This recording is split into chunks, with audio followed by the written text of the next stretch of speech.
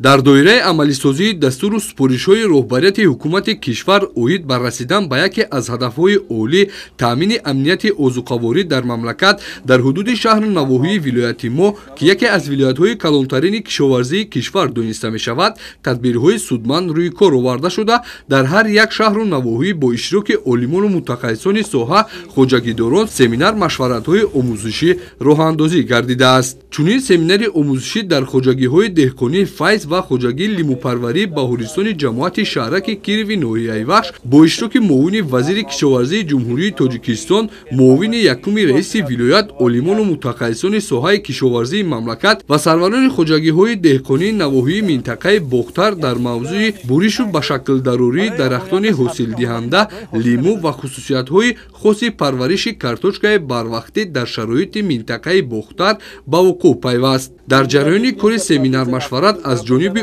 олимону мутахассисони соҳа тарзи дуруст ба шаклдарории дарахтони мевадиҳанда дар амал ба ҳозирин нишон дода шуд. дар вақти буридани шохҳо барои оянда сабзини онҳо мани навдои ҳосил намедодагӣ аст, лекин аз инҷа мани хеле навдоо мебарояд барои ҳосил додан.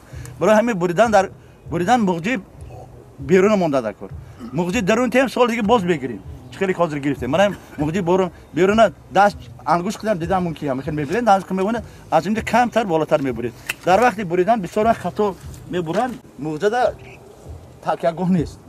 وقتی که نودا پیدا میشود اینجا نگاه کنید در سال دوم سوم میشکنه البته در سال یکم هم شکستنش ممکن در وقتی زیاد بود. برای می کمتر اکلونق نمیگیرید. کمتر پشتی وای خالی بود بنابراین. چش بود من این درست است. وای نادرست بود. برای همین اینا استفاده بردن نکرد. در وقت بریدن هم بغیر از اون که ما بیرون میمونیم. باید یک چیز بگم که در همین فن مسائل باغداری هر ششم موجه من یکم، دوم، سوم، چهارم، پنجم، ششم. این ششم آیا ساعت است. شما میتونید 6 تا بالا گیرید، 6 تا پایین گیرید. هر این با طرز اسپیرالی جا گرفتگی. طبق اطلاعات در حدود ناحیه وحش 1215 گکتار باغ‌های میوه‌دهنده موجود است. متخصصان ساحه باغ و توپروری ضمن کار مشورت اوید بر راه‌های تامین سرحاصلی باغات، یخابمونی و ماهیت این عامل آگروتکنیکی معلومات دادند. تمام موافقت‌هایی که در دوره نشنمای باغ‌ها وجود دارد، همین کارها باید در دوره گذراندن چهاربنای آگروتکنیکی ترام‌های زمستان را باید انجام داد. گذراندن چهاربنای آگروتکنیکی در فصل زمستان و ترما امکان میدهد که ما حاصل خوبی با صورت به دست بیاریم. پیش از همه کدام کارها را باید ما آغاز کنیم، کدام کارها را تا اولی بهار انجام دهیم. این پیش از همه دادن غذا، نیروهای فسفوری، کالیدار و ارگانیکی. بعد از آن نرم کردن بین قطارهای درختان در چقری 18-20 سانتی متر، اطراف تنی درختان در چقری 10-12 سانتی متر. کار دیگری که انجام داده می شود این شکلداری و بریش درختان است.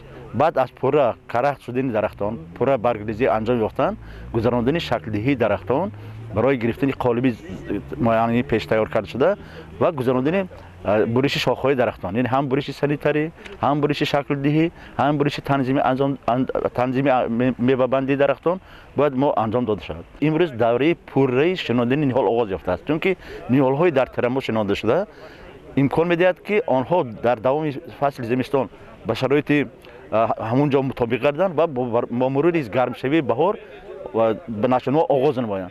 این علاقه در امکان دیگر پرابلمی که هست در وقت شناختن نهال بغیر از نهال‌های سوبتروپیکی، انار، انجیر، خرما، لیمون، اینها باید بهار شناخته شود. در منطقه کوهستان باشد حتما شناختن بهار توصیه داده میشد. در منطقه تاجیکستان مرکزی و جنوبی شناختن در فصل بهار، در فصل ترما و در فصل زمستان در روزهای حرارت مثبت بهترین دوره حساب می‌رود. شدگوری خوشصفت زمین با اطلاع متخصصان ساحه یکی از عامل‌های تامین محصولنوکی زراعت کشیده دانسته می‌شود. در این زمینه خوجگیداران و باغپروران می‌توانند از خدمت‌رسانی تکنیکی توجیک اگرالیزم واسه استفاده نمایند. کارخانه وای دولتی جمهوری توجیک اگرالیز این من تراکتورهای تسمه‌چرخ برای جفتی با صفت خیلی شما در این سمینار دیدید تراکتور و سلک‌های برای کشت کارتوشکا با خوجگی دهقانی طبق دستور سپارش خوجگی دهقانی شرایط مهیا کرده شده است. بازی در از طرف مرکز خدمت‌رسانی ما 4 تکنیکا در хоҷагии деҳқонӣ кор карда шудааст. дар ин рӯз ҳамчунин дар хоҷагии деҳқонии файз воқеъ дар ҷамоати шаҳраки Киров аз тарафи олимону мутахассисони соҳа тарзи дуруст шинонидани картошкаи барвақтӣ ва дигар омилҳои парвариши ин зироат дар амал нишон дода шуд. масоати умумии замини хоҷагии деҳқонии файз 85 гектарро дар бар гирифта, дар ин рӯз дар майдони 1 гектар кишти картошкаи навъи ғончӣ тавассути техникаҳои соҳа шинонида шуд. хоҷагӣ мо 85 гектар замин дорад, 5 гектараш боғ мебошад. бо дар байн 10 гектар замин дигар барои гандум коридан ҷудо кардагем. ина 1 гектари замин дигар картошка мекорем. мо картошкаи барвақтиро бо тавсияи олимони вилоят соҳа хати бо техникаи туркӣ чихеле мебинед корида истодаем ки ин бисёр фоидааш дар хоҷагӣ нағз аст. баргузории чунин семинар-машварати омӯзишӣ ки боиси васеъ гаштани маълумотнокии кишоварзон оид ба қоидаҳои кишти зироатҳо, агротехникаи парвариш, интихоби тухмиҳои аълосифат мегардад, аз ҳар нигоҳ ба манфиати хоҷагидорон буда, ҳар як иштирокчӣ бо ба даст овардани маълумоти саҳеҳ барои худ таассуроти нек бардошт намуд. соҳаи ситруспарварӣ низ ба иқлими водии вахш мутобиқ буда ҳанӯз аз давраҳои пойдории шӯравии кишоварзон ба парвариши лимӯ машғул буданд ва дар ин ҷода таҷрибаи хуб ҳам доранд. дар ҷараёни кори семинар-машварат иштирокдорон ҳамчунин аз лимӯхонаҳо боздид намуда, олимону мутахассисони соҳа оид ба хусусияти хоси агротехникаи парвариши лимӯ ба ҳозирин маълумот пешниҳод намуданд.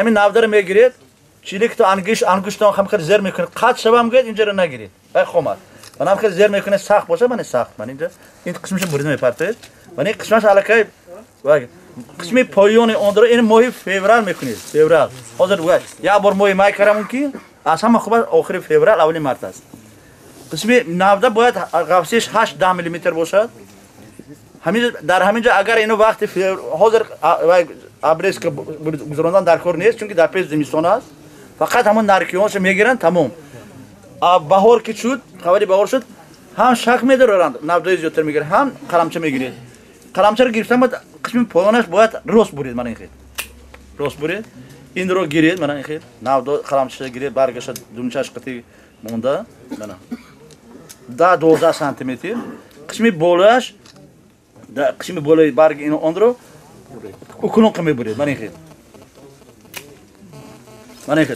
این 2-3 برگی آن رو بخشد 2 برگ میمونید این 2 برگ از 3 یا 6 میمونید من این قلمچه تیار яке аз омилҳои асосии фаровонии ҳосил аз беҳдошти ҳолати мелиоративии замин тоза кардани ҷӯю заҳкашҳо, обшӯйкунии заминҳои шӯргашта, яхобмонӣ вобастагӣ дошта, дар ин замина аз тарафи идораи беҳдошти замин ва обёрии вилоят тадбирандешӣ карда мешавад. дар ҳудуди ноҳияи вахш 552 километр заҳбуру заҳкашҳо мавҷуд буда, аз ҷониби масъулон марҳила ба марҳила тоза карда мешавад.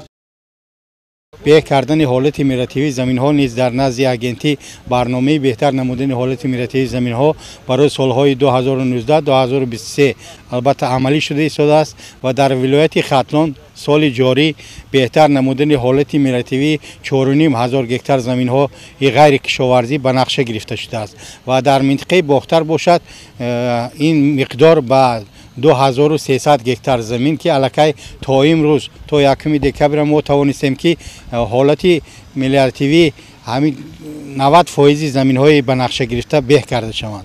آب‌هایی که در فصل زمستان برای ذخیره، برای یخامانی، برای شورشویی زمین‌ها کرده میشن، اینها رایگان میباشند. دهقانان باید از تمام امکانات و فرصت مناسب استفاده برده زمین‌ها را آبمانی کنند که این البته برای حاصل نوبتی یک زمینی خوبه пайдо мекунад. чуноне масъулини соҳаи кишоварзии ноҳияи вахш иттилоъ доданд, дар ҳудуди ноҳия дар мавсим тибқи дурнамо бояд дар майдони 350 гектар кишти картошка гузаронида шавад. то ба имрӯз дар майдони 17 гектар хоҷагидорон кишти картошкаро гузаронидаанд ва ин маърака муташаккилона идома дорад. хоҷагидорони ноҳияи вахш бештар аз тухмиҳои масчоҳ деваштич ки ба иқлими маҳал мутобиқ аст истифода мекунанд.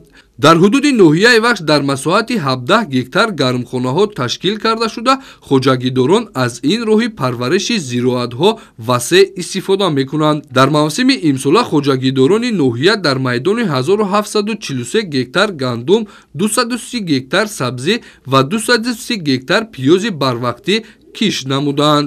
манат аллакай тиромо ба охир расида истода бошад ҳам ҳоли ягон барф ягон борони хел боришоти давомнок мушоҳида нашуд. Ки медонад борону барф кайф шуданаш номаълум аст. барои ҳамин ба мо лозим аст ки обшӯйкунии замин аз яхобмонӣ пурра истифода барем, чунки вақте ки замин нам набошад, на фақат пахта ёки зироатҳои сабзавотӣ, балки ҳамин зироатҳои ғалладонагӣ ҳам пурра ҳосили байн наметавад. мана чӣ хеле ки шумо доштед, мо ҳозир дар ҳамаи ҷамоатҳо, дар ҳамаи аксарияти хоҷагиҳо обшӯйкунии заминҳоро бароҳ мондем.